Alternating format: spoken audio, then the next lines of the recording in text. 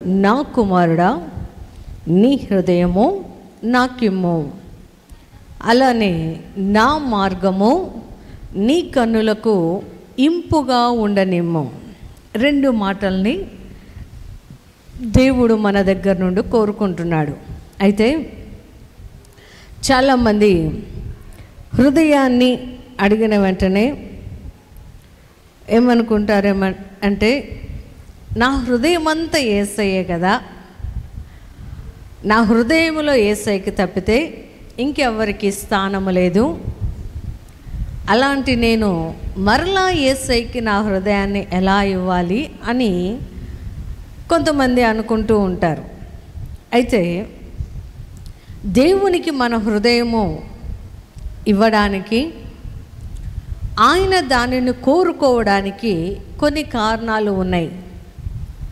ఏమిటి ఆ కారణం అంటే, మనుషుల హృదయము దేవునికి ఇస్తే దేవుడు దాన్ని ఏం చేస్తాడు? ఎవరైనా మనల్ని ఒక వస్తువు అడిగితే మనం అంతే అంటాం కదా. ఏదన్నా గుంట తవ్వడానికి పలుగు అడిగితే జాగ్రత్తగా పదును పోకుండా మరలా తీసుకురండి అంటాం, అంటే పాడవ్వకుండా తీసుకురండి అంటాం. అలానే దేవుడు కూడా హృదయాన్ని అడగడానికి కారణం ఏమిటంట, మన హృదయము రోతతో ఉందంట. హల్లెలూయా. ఆ మాటని రోమాపత్రిక 1వ అధ్యాయము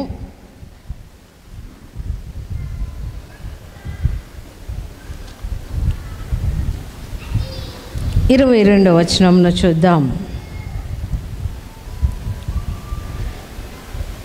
వారి అవివేక హృదయము అంధకారమైను, తాము జ్ఞానులమని చెప్పుకొనుచు బుద్ధిహీనులైరి.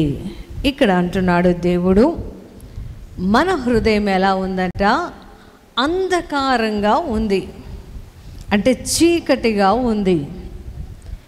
ఈ హృదయాన్ని కోరుకొని దేవుడు ఏం చేస్తాడంట, ఆ హృదయములో ఈ అంధకారంగా ఉన్న హృదయాన్ని వెలుగుతో నింపడానికి ఆయన మన హృదయాన్ని కోరుకుంటూ ఉన్నాడు. హల్లెలూయా.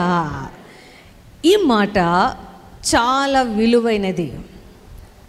ఎందుకంటే బాగు చేయడం అనేది చాలామందికి ఇష్టం ఉండదు, చెడగొట్టడం అనేది చాలా నచ్చుతుంది, ఈజీగా కూడా ఉంటుంది. అయితే దేవుడు మనుషుల్లో ఉన్న అంధకారం, మనుషులలో ఉన్న చీకటి, మనుషులలో ఉన్న చెడును తొలగించి ఆ హృదయములో నివాసము చేయాలని కోరుకుంటూ ఉన్నాడు యేసయ్య. హల్లెలూయా. అయితే అంధకార క్రియలు అంటే ఏమని బైబిల్లో వ్రాయబడి ఉంది. అదే 23వ వచనమును కూడా చూస్తే, వారు అక్షయుడగు దేవుని మహిమను క్షయమగు మనుష్యుల యొక్కయు, పక్షుల యొక్కయు, చతుస్పాద జంతువుల యొక్కయు, పురుగుల యొక్కయు ప్రతిమా స్వరూపముగా మార్చిరి. ఈ మనుష్యులకి అంధకారములో వారు ఏం చేస్తున్నారంట, దేవుని మహిమని మనుష్యుల పోలికగా తయారు చేశారంట. ఎలా మనుష్యుల పోలికగా తయారు చేశారు అని మనము బైబిల్లో చూసినప్పుడు అది మన కంటికి కూడా కనబడుతూ ఉంటుంది. మనుష్యుని రూపమును రోమన్స్ యేసు ప్రభువును మరియమ్మను ఒక రూపముగా తయారు చేశారు. ఆ రోమన్స్ ఏదైతే తయారు చేశారో అదే ప్రతిమలకి ఈరోజు చాలామంది మరియమ్మ విగ్రహమని, బాలయేసు విగ్రహమని, ఆ విగ్రహాల్లో ఎవరిని చూస్తున్నారంట, దేవునిని చూస్తున్నారంట. ఎందుకు చూస్తున్నారు? వారి హృదయము అంధకారముగా ఉంది. ఆయన అక్షయుడైన దేవుడు, క్షయమైపోయే దేవుడు కాదు. విగ్రహాలు తయారు చేశామనుకోండి, ఏదో ఒక రోజుకి అది పాడైపోయింది. ఏదో ఒక రోజు దాన్ని మనము చెత్తబుట్టలోనో మురికి కాలువల్లోనో లేకపోతే రకరకాల ప్రాంతాల్లో దాన్ని పడేస్తాం. అంటే అది అక్షయమైనది కాదు, క్షయమైపోయేది. మన యేసయ్య అక్షయుడైన దేవుడు, ఆయన క్షయము కాని దేవుడు. కాబట్టి ఆయన అంటున్నాడు, మనుష్యుల రూపములో, మనుష్యుల స్వరూపములో నా విగ్రహాలను తయారు చేసుకొని మనుష్యులు అంధకారములో బ్రతుకుతూ ఉన్నారు. ఈరోజు చాలామంది మెడలలో యేసుప్రభు బొమ్మలు వేసుకుంటూ ఉంటారు, మరియమ్మ బొమ్మలు వేసుకుంటూ ఉంటారు. ఎందుకంటే ఇది యేసయ్య, ఇది మరియమ్మ. కానీ దేవుడు అంటున్నాడు, ఆయన మహిమయ్యున్న దేవుడు, ఆయన పరిశుద్ధాత్మ శక్తి అయి ఉన్న దేవుడు, ఆయన పరిశుద్ధాత్మ శక్తి ద్వారా క్రియలను జరిగిస్తున్న దేవుడు. మనుష్యుల హృదయంలోనికి దేవుడు రావాలి, మనుష్యుల హృదయాన్ని ఆయన కోరుకోవాలి అంటే మనుష్యుడి హృదయములో ఏముండకూడదంట? అంధకారము ఉండకూడదు. దేవుని మహిమను ఎప్పుడైతే మనము చూస్తామో మనలో ఉన్న అంధకారము తొలగిపోయిద్ది. దేవునిలో ఉన్న శక్తిని మనము ఎప్పుడైతే అనుభవిస్తామో దేవుని యొక్క హృదయము మనలో ఉంటుంది. ఇక్కడ మనుష్యులని ఆయన హృదయాన్ని కోరుకోవడానికి గల కారణం ఏమిటంట? వారి హృదయము అంధకారములో ఉండి క్షయమైపోయే మనుష్యుల రూపములో దేవుణ్ణి తయారు చేసుకున్నారు. ఇంకా కొంతమంది ఏం చేశారంట? పక్షుల యొక్కయో ఏం చేస్తున్నారంట? పక్షుల రూపములో దేవుళ్ళను తయారు చేసుకున్నారంట. భూజంతువులు, వాటికి ఆత్మ లేదు. దేవుడు వాటిని మాటతో కలుగ చేశాడు, కానీ వాటి నాసికారంధ్రములో దేవుడు జీవవాయువును వదలేదు. దేవుడు జీవాత్మను ద్వారా కలుగ చేసింది ఒక మనిషిని మాత్రమే. కానీ చాలామంది ఏం చేస్తున్నారంట? దేవుని స్వరూపములో మనుష్యుల రూపాలని, ఆ తర్వాత పక్షులని, తర్వాత జంతువులను కూడా ఏం చేస్తారంట? దేవుని పోలికగా తయారు చేసుకున్నారంట. ఎవరినైనా వాడిని జంతువు పేరుతో పిలిస్తే కోపం వస్తుంది. వస్తుందా రాదా? రేపు గాడిద అన్నామనుకో, వాడు చిన్నోడైనా కూడా వాడికి కోపం వస్తుంది. నన్ను గాడిద అనిందమ్మా, నన్ను పక్కింటి అక్క గాడిద అని పిలిచిందమ్మా, ఎదురింటి ఆంటీ గాడిద అని తిట్టిందమ్మా అంటాడు. అంటే పిల్లవాడికి కూడా తెలుసు నేను జంతువుని కాదు అని. సరి అయిన జ్ఞానము లేని పసివాడికి కూడా తెలుసు వాడిలో జంతువు లక్షణాలు లేవు అని. అలాంటి మనిషి దేవుణ్ణి ఏం చేశాడంట? జంతువులో చూస్తున్నాడంట. జంతువులుగా తయారు చేసుకొని ఇది దేవుడు అన్నాడంట. ఈ జంతువుగా తయారు చేసుకోవడం మనకి బైబిల్లో బబులోనియుల యొక్క సంస్కృతిలో ఉంది. జంతువులను ఆరాధించేది. బబులోనీయులు దూడలను ఆరాధిస్తారు. ఐగుప్తులో కూడా దూడలని, ఆవులని తయారు చేసుకొని వాటి ముందు వారు బలులు అర్పిస్తారు. అయితే మనిషికి ఏమైపోయిందంట? హృదయము అంధకారం అయిపోయి ఎక్కడ దేవుని వెతుకుతున్నాడో తెలియని స్థితిలో అంధకార క్రియలు చేస్తూ మహిమకు ఉన్న గొప్పతనాన్ని తృణీకరిస్తూ దేవుణ్ణి ఎక్కడ ఎత్తుకుంటున్నాడంట? జంతువుల్లో, పక్షుల్లో, ఎవరో తయారు చేసిన బొమ్మల్లో, వాటిల్లో దేవుణ్ణి వెతుక్కోవడం ప్రారంభించారు. కానీ దేవుడు అంటున్నాడు, నా కుమార నీ హృదయము నాకిమ్ము. ఎందుకంట?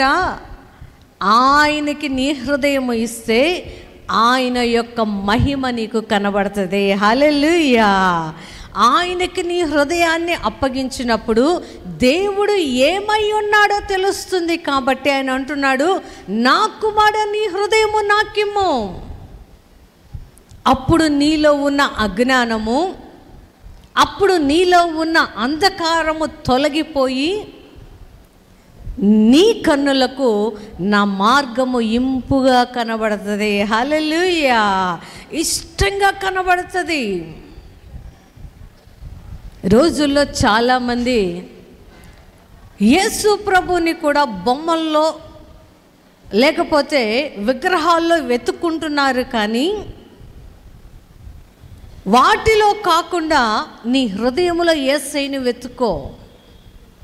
అప్పుడు ఆయన మహిమ నీకు కనబడుతుంది. వాక్యములో నువ్వు యేసయ్యను వెతుకు. అప్పుడు దేవుని ఆత్మ నీకు ఆదరణనిస్తుంది.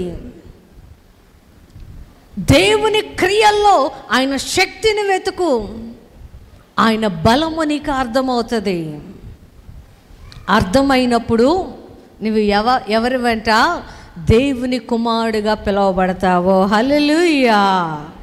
ఇంకొక మాటను కూడా మనము చూస్తే, జంతువులు కాదు పురుగులలో కూడా దేవుని స్వరూపాలను తయారు చేశారంట. అంటే మనిషికి నేనే జ్ఞానిని అనుకుంటూ అజ్ఞానములో బ్రతుకుతూ ఉన్నాడు. కొంతమంది పెద్దవాళ్ళు అంటారు కదా, తెలివి లేనివాడికైనా చెప్పొచ్చు, తెలివి ఉన్నవాడికైనా చెప్పొచ్చు అంట. కానీ సగం తెలివి ఉండి సగం తెలివి లేనివాడికి అసలు చెప్పలేమంట. ఎందుకంట అటు తెలియనితనంగా ఉండలేడు, ఇటు తెలిసినతనంగా ఉండలేడు. ఈరోజు క్రైస్తవులు కూడా అలానే ఉన్నారు. చాలామంది ఆడపిల్లలు కాళ్ళకి నల్ల తాళ్ళు కట్టుకుంటున్నారు. నేను కనబడిన వాళ్ళందరిని అడుగుతాను, ఎందుకంటే నా పని అదే. ఎవరన్నా ఆడపిల్లల కాళ్ళకి చూస్తా, అందరిని చూస్తా, కాళ్ళల్లో ఏమున్నాయి, మెడల్లో ఏమున్నాయి, వాళ్ళ మొహాలు పెద్దగా పట్టించుకోను. కానీ వాళ్ళు ఏమి ధరించారు అని చూస్తా. నేను కొత్తలో అనుకున్నాను, చిన్నప్పుడు పట్టీలు పెట్టుకునే వాళ్ళు ఆడపిల్లలు. సరే అవి తీసేసి ఇదేమన్నా ఫ్యాషన్ ఏమో అనుకున్నా. కుర్రపిల్లలు కదా, సరే పెట్టుకుంటే పెట్టుకున్నారులే అనుకున్నా. ఒకరోజు నేను అడిగా, ఎందుకు నల్లగా తాడు కట్టుకున్నావు కాలికి అంటే, అది ఏం రాకుండా అంట, దయ్యాలు వాళ్ళ దగ్గరికి రాకుండా అంట. దయ్యాలు నీ దగ్గరికి ఎందుకు వస్తాయి? ఏమో కట్టుకోమన్నారని కట్టుకున్నాను అని. సరే ఇప్పుడు నేను చెప్తున్నాను తీసేయి, దేవుడు వస్తాడు అని అంటే ఆ బిడ్డ అంటుంది, లేదు ఇది ఉండాలి, కట్టుకోమన్నారు, దయ్యాలు వచ్చి పడేస్తాయంట. దయ్యాలు వస్తే నిన్ను పడేయవు, దేవుడు వస్తే నీలో ఉన్న దయ్యాన్ని పడేస్తాడు. హల్లెలూయా! నేనన్నాను, వాక్యాన్ని కట్టుకో.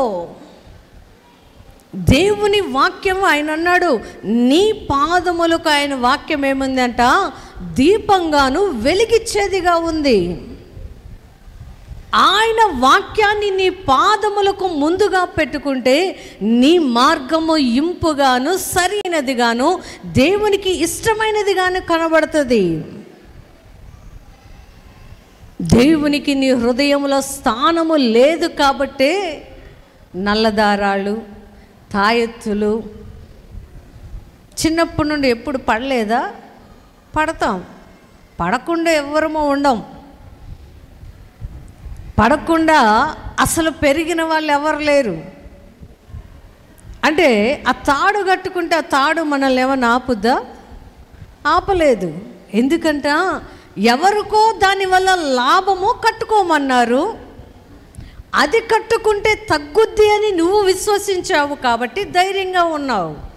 కానీ దేవుడు అంటున్నాడు, ఆయన యందు విశ్వాసం ఉంచిన వారికి ఏ మేలు కొదువ చేయక ఉండే దేవుడు కాదు. హల్లెలూయా! నీకు మేలు చేసే దేవుడు యేసయ్య. ఆయన యందు నీవు విశ్వాసం ఉంచితే నీవు ఏది కూడా కట్టుకోనవసరం లేదు. మేమేం కట్టుకోలేదే, కాళ్ళకి కట్టుకోలేదు, మెడలకు కట్టుకోలేదు, చేతులకు కట్టుకోలేదు, బాగానే ఉన్నాంగా. ఏం కట్టుకున్నామంట? దేవుని వాక్యమును సర్వాంగ కవచముగా ధరించుకోవాలి. హల్లెలూయా. దేవుని వాక్యమును నీవు ధరించుకున్న వాడివైతే ఆయన చెప్పే మాటలు, ఆయన మార్గము నీకు ఇంపుగా కనబడుతుంది. దేవుని నీవు ధరించుకోలేని వాడివైతే ఎక్కడ ఎత్తుకుంటావంట దేవుణ్ణి? విగ్రహాలలో, జంతువుల్లో, పక్షుల్లో, మనుషుల స్వరూపాలలో, పురుగులలో, ఎక్కడ పడితే అక్కడ నువ్వు దేవుని ఏం చేసుకుంటావు? ఇది దేవుడు అనుకుంటావు. కానీ దేవునికి ఉన్న పేరేమిటో తెలుసా? ఆయన అక్షయుడగు దేవుడు, ఆయన మహిమయ్యున్న దేవుడు, ఆయన ఆత్మయ్యున్న దేవుడు.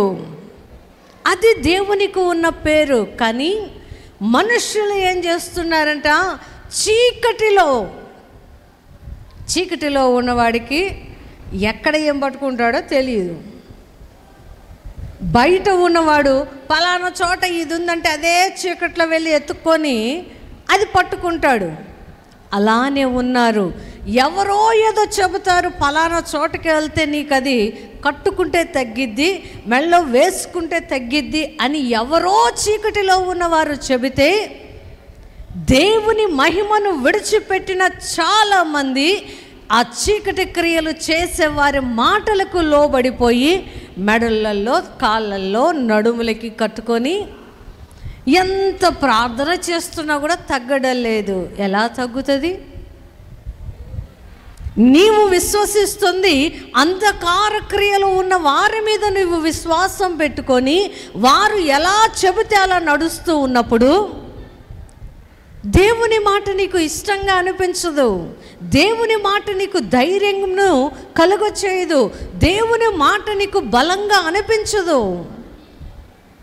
ఎందుకంట నీ హృదయము అంధకారములో ఉంది. నీవు చీకటిలో ఉన్నావు కాబట్టి చీకటిలో ఉన్నవాడి మాటలే బాగా నచ్చుతాయి. అంధకారములో ఉన్నవాడి మాటలే మనకు నచ్చుతాయి. దేవుని మహిమకు దూరం అయిపోతూ ఉంటారు. దేవుని మహిమను విడిచిపెట్టినప్పుడు ఆయన అంటున్నాడు, నీ హృదయము నాకిమ్ము. ఎవరైనా కూడా ఏం చేస్తారు? విలువైందే అడుగుతారు. పిల్లలు కూడా చూడండి, తల్లిదండ్రులు ఆస్తులు ఇచ్చేదాకా ఒకలాగుంటారు, ఆస్తులు ఇచ్చి తల్లిదండ్రుల పక్కనున్న తర్వాత ఇంకొకలాగా ఉంటారు. అంటే మనుష్యులకి ఏం కావాలంట? విలువైనది కావాలి. కానీ యేసు ప్రభు ఏం అడుగుతున్నాడో తెలుసా? చెడిపోయిన నీ మనస్సును అడుగుతూ ఉన్నాడు, పాడైపోయిన నీ హృదయాన్ని అడుగుతూ ఉన్నాడు. ఎందుకు అడుగుతున్నాడు అంటే దానిని బాగు చేయడానికి అడుగుతూ ఉన్నాడు. హల్లెలూయా. ఎవరైనా కూడా చెడిపోయింది కోరుకోరు. కానీ నా యేసయ్య అంటున్నాడు, అంధకారంగా ఉన్న నీ హృదయము నాకిమ్ము. నా కుమారుడా, నేను దాన్ని బాగు చేసుకుంటా, నేను దాన్ని కడుక్కుంటా, నేను దాన్ని స్వస్థత చేస్తా, నేను దానిలో నివాసము చేస్తా అని దేవుడు ప్రాధేయపడి అడుగుతూ ఉన్నాడు. దేవుడు మనల్ని బతిమాలుతూ అడుగుతూ ఉన్నాడు. అది కూడా ఏమంటున్నాడు? నా కుమారుడా, నా బిడ్డ. ఎవరైనా ఇంట్లో తప్పు చేసే వాళ్ళు ఉంటే తల్లిదండ్రులు వీడు నా కొడుకు అని చెప్పుకోవడానికి ఇబ్బంది పడతారు. కొడుకు వ్యభిచారంలో ఉన్నా, లేకపోతే చెయ్యరాని పనులు చేస్తూ ఇంటికి తలవంపులు తెస్తూ ఉన్నా, ఫలానా అబ్బాయి వీడి కొడుకు అని చెప్పుకోవడానికి తల్లిదండ్రులు ఒక్కొక్క సందర్భంలో ఇబ్బంది పడతారు. కానీ దేవుడు ఇబ్బంది పడ్డలేదు. ఎందుకు ఇబ్బంది పడ్డలేదంట? ఆయన నీలో ఉండాలని, ఆయన మార్గాన్ని నువ్వు ఇష్టపడాలని కోరుకుంటున్నాడు కాబట్టి మన వెంట పడుతూ ఉన్నాడు ఆయన. చాలామందికి ఇలా వెంటబడే వాళ్ళంటే నచ్చదు కదా. కూర్చోబెట్టి బతిమాలి బామాలి ఎంత చెబుతున్నా కూడా ఎక్కించుకోరు మనసుకి. వాళ్ళను వదిలేసి వాళ్ళ జీవితాన్ని వాళ్ళకు వదిలేసిన తర్వాత వాళ్ళ కష్టాలు పడుతూ బాధలు పడుతూ శ్రమలు పడుతూ ఉంటారే, అప్పుడు ఏం చేస్తారో తెలుసా? నన్ను పలానప్పుడు మా నాన్న పిలిచాడు కదా, వెళ్తా. అలానే బైబిల్లో కూడా ఒక కుమారుడు ఉన్నాడంట. ఆయన పేరు తప్పిపోయిన కుమారుడు. ఆయనకు పేరు రాయలేదు, కానీ ఆయనకు పెట్టబడిన పేరు ఏమిటంట? తప్పిపోయిన కుమారుడు. ఎలా తప్పిపోయాడంట? తండ్రి దగ్గర ఆస్తి తీసుకున్నాడు, తండ్రి దగ్గర డబ్బు తీసుకున్నాడు. బయటకు వెళ్ళి ఏం చేశాడంట? దుర్వ్యాపారము చేశాడంట. అంధకారంలో చీకటి పనులు చేశాడు.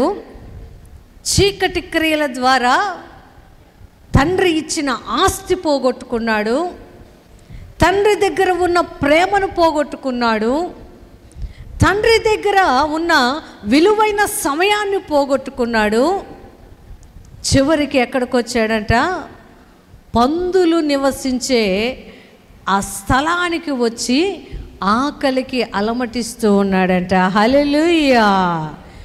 ఇలా ఉన్న అతనితోటి దేవుడు అంటున్నాడు, లేచి నీ తండ్రి ఇంటికి వెళ్ళు. ఈరోజు దేవుడు నీ హృదయముతో కూడా ఇదే మాట్లాడుతూ ఉన్నాడు. నా కుమారుడా లే, అంధకారములో నుండి లే, చీకటిలో నుండి లే, లోక సంబంధమైన పాపములో ఉండి నీవు లేచి నిలబడితే ఆ హృదయములోకి నేను వచ్చి నివాసము చేస్తా. హల్లెలూయా. ఆ హృదయంలోనికి నేను వచ్చి నివాసము చేస్తా అని దేవుడు అడుగుతూ ఉన్నప్పుడు చాలామందికి ఒక క్వశ్చన్ ఉంటుంది, ఎలా అడగాలయ్యా దేవుణ్ణి, ఎలా అడగాలి? అదే మాటని మనము కీర్తనలు 5వ అధ్యాయం 51వ అధ్యాయము 51వ కీర్తన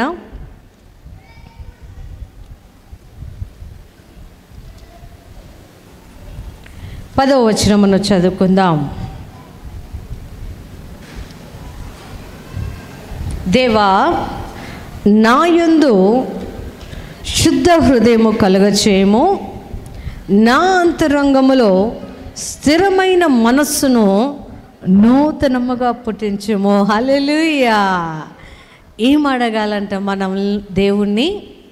దేవా, నా హృదయములో నా యందు శుద్ధ హృదయము, కడగబడిన హృదయము నాకు దయచేయి. చాలామంది పాపాలు ఎలా కడగబడతాయో తెలియదు. తెలియనప్పుడు మనం ఏం చేయాలంటే దేవుణ్ణి ఇలా అడగాలి, నాలో శుద్ధ హృదయము, మంచి హృదయము దయచేయి, నాకు స్థిరత్వమును, మనసుకు స్థిరత్వమును అనుగ్రహించు అని దేవుణ్ణి అడగాలంట. కొంతమంది యవనస్తులు అంటారు, పాపం మానుకోవాలనుకుంటానండి కానీ మానలేకపోతున్నా, పాపము చెయ్యకూడదు అనుకుంటానండి, ఎవరో ఒకరు ఫ్రెండ్స్ వస్తారు మరలా అదే పాపములో పడిపోతా, ఎవరో ఒకరు వచ్చి నాతో మాట్లాడుతారు వారితో కలిసి పాపములో పడిపోతున్నా, నేను ఈ పాపము చెయ్యలేక ఈ పాపము ఇది వద్దు అని అనుకోకుండా ఉండలేకపోతున్నాను అని ఇలా మాట్లాడుతూ ఉంటారు. వాళ్ళనేమన్నాడు దేవుడు?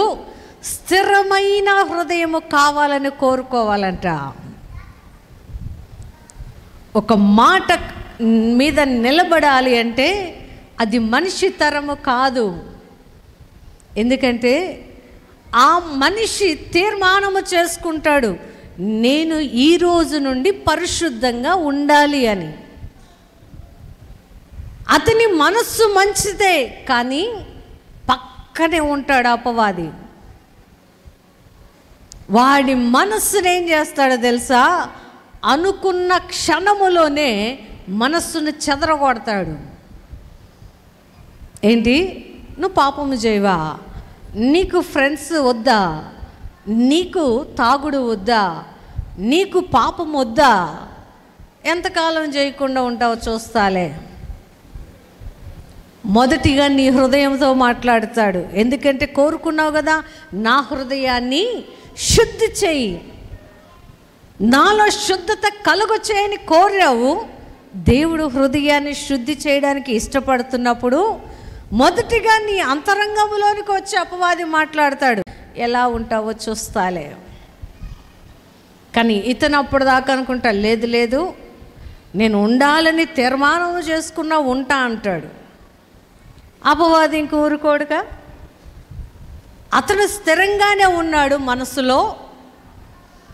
కాబట్టి అతని మనస్సును నేను లోపలుండి మార్చలేను, కానీ అతనిలో నుండి బయటకు వచ్చి ఎవరితో మాట్లాడతాడు తెలుసా? వీరికి ఇష్టమైన ప్రాణ స్నేహితులతో మాట్లాడతాడు.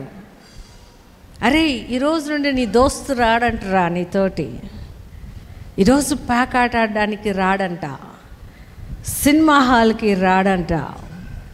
చూసావా, మొదటి నుండి చిన్నప్పటి నుండి నీతోనే ఉన్నాడు, ఈరోజు యేసయ్యను నమ్ముకున్నాడంట, మనస్సు మార్చుకున్నాడంట, ఇంకా రాడంట అని ఎవరికి చెప్తాడో తెలుసా? నీ పక్కన ఉన్న స్నేహితుడి మాటను నువ్వు కాదు అనలేకపోతావే, అతనిలోకి వెళ్ళి నిన్ను దగ్గరకు పంపిస్తాడు. కానీ ఎన్ని రోజులు, ఒకసారికి రాలే, వెళ్ళొద్దాం, ఏమైంది కానీ, దానిలో నువ్వు పాపము చూడొద్దులే, మంచును చూడు అని స్థిరంగా ఉన్న వ్యక్తి యొక్క హృదయాన్ని కదిలించడానికి అపవాది వచ్చినప్పుడు ఇతను ఏమి కోరుకోవాలంట? దేవా, నాలో స్థిరమైన మనస్సును కలుగచేయి. ప్రాణ స్నేహితులు వచ్చినా, తల్లిదండ్రులు వచ్చినా, నీ నుండి ఎడబాసే మాటలు చెప్పినప్పుడు, పాపమునకు నన్ను ప్రేరేపించినప్పుడు, నేను వారి మాట వినకుండా నా హృదయాన్ని స్థిరపరచు అని దేవుని అడగాలంట. మనం అడిగినప్పుడు ఆయన ఏం చేస్తాడంట? మనలో స్థిరత్వాన్ని కలుగచేసి మనలో పరిశుద్ధతను ఉంచినప్పుడు ఆ హృదయంలో యేసయ్య ఉంటాడు. హల్లెలూయా. ఆ యేసయ్య మన హృదయంలోకి వచ్చిన తర్వాత, మన హృదయము స్థిరపరచబడిన తర్వాత ఆయన మనకి ఏం చేస్తాడంట? న్యాయ విధులు, ధర్మమును నేర్పిస్తాడంట. ఇర్మియా గ్రంథము 31వ అధ్యాయము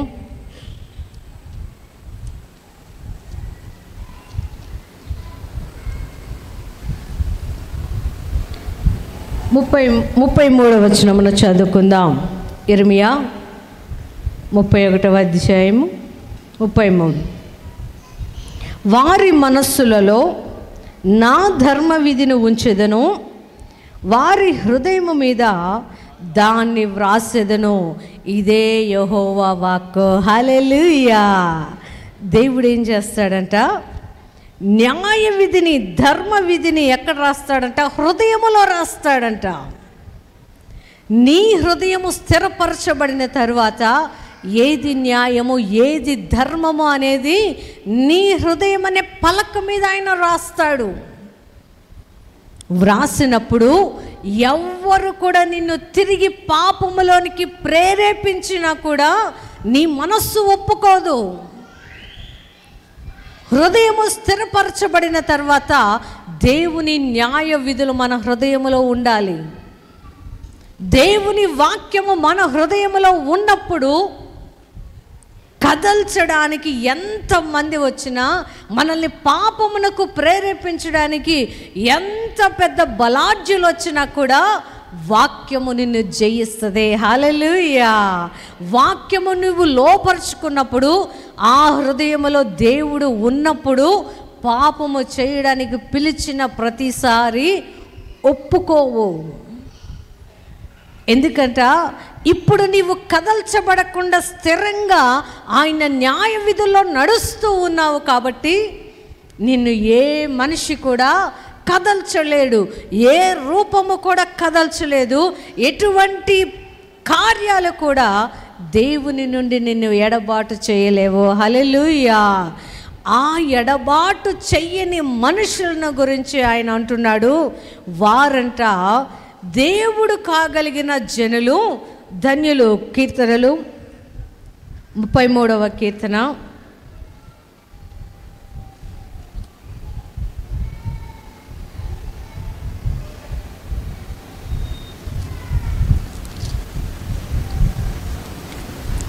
33వ కీర్తన, దావీదు కీర్తనలు 12వ మాటను చదువుకుందాం. ఆయన విధులు, ఆయన వాక్యమును మన మనస్సులో స్థిరంగా ఉంచుకున్నప్పుడు యెహోవా తమకు దేవుడు గాగల జనులు ధన్యులు. ఆయన తనకు స్వాస్థ్యముగా ఏర్పరచుకొను జనులు ధన్యులు. హల్లెలూయా. గట్టిగా చప్పట్లు కొడదామండి. దేవుడు కుమారుడు అని మనల్ని పిలిచాడు కదా, ఆ కుమారుడు యొక్క హృదయమును దేవునికి ఇచ్చినప్పుడు వారెవరంట?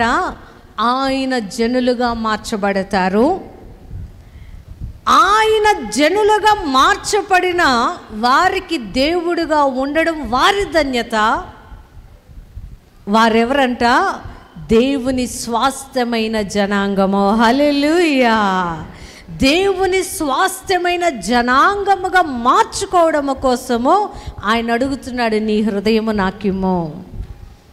నీ హృదయము నాకిస్తే నీలో ఉన్న అంధకారం అంతటిని తొలగించి, నీలో ఉన్న పాపం అంతటిని తొలగించి, నీ మనస్సును శుద్ధి చేసి, నీ హృదయమును శుద్ధి చేసి, నీ మనస్సుని స్థిరపరచి, దాని మీద నా న్యాయ విధులు, నా ధర్మ విధులు వ్రాసి నిన్ను నా జనాంగముగాను నా స్వాస్థ్యముగాను చేసుకోవడానికి దేవుడు మనల్ని పిలుస్తూ ఉన్నాడు. హల్లెలూయా. అంటే మనలో ఉన్న ప్రతి సొట్టలు, అంటే చిన్న చిన్న లోపాలన్నిటినీ సరిచేసి స్థిరంగా మనము నిలబడడానికి దేవుడు మనల్ని పిలుస్తూ ఉన్నాడు. హల్లెలూయా.